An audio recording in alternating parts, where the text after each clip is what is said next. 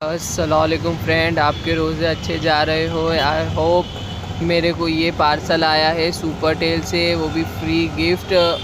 उन लोगों ने एडवांस में ईद मुबारक किया है जुमी को, तो उन्होंने एक बाउल भेजा है। इसकी क्वालिटी तो मेरे को बहुत अच्छी लगी।